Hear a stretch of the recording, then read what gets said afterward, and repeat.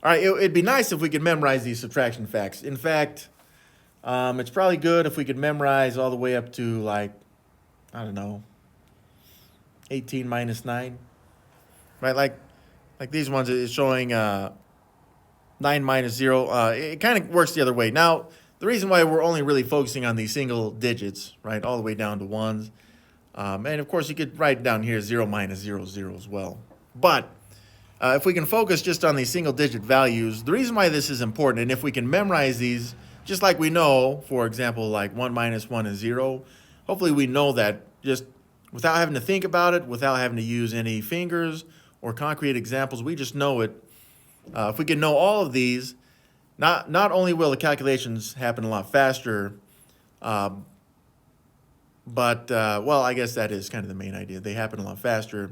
But we'll have the basic arithmetic down, because once we start looking at more than just one digit at a time, such as like 9 minus 2 here, then we're really only dealing with one digit at a time, okay? Which, just like we did with addition, it's focusing on the place values as we go. So we may see bigger values than 9 that we're subtracting from. But again, if we focus on what we did on those last couple examples, you know, whether you're using fingers or not, then it kind of comes out as the same thing, as we see with this memorization stuff.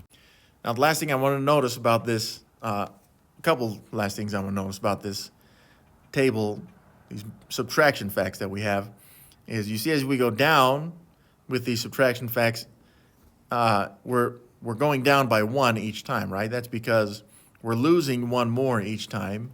So the total, or the difference between the values, is going down 1 each time as well. So we're kind of increasing what we're losing. So we're also losing the same amount as we go down.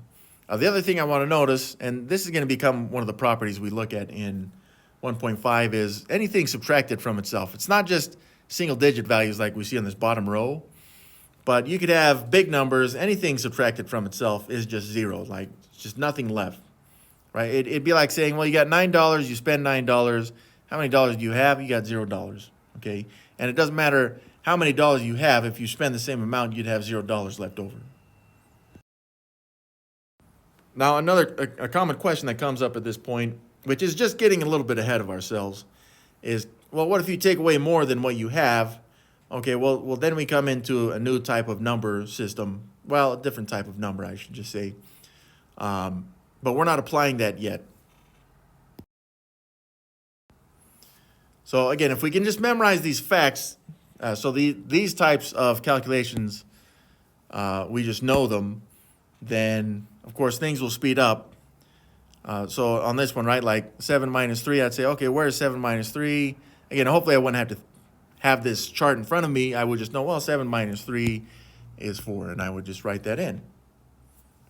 Okay, the same thing with 6 minus 4. Okay, 6 minus 4, I know that that is 2, so my answer is 2 right there.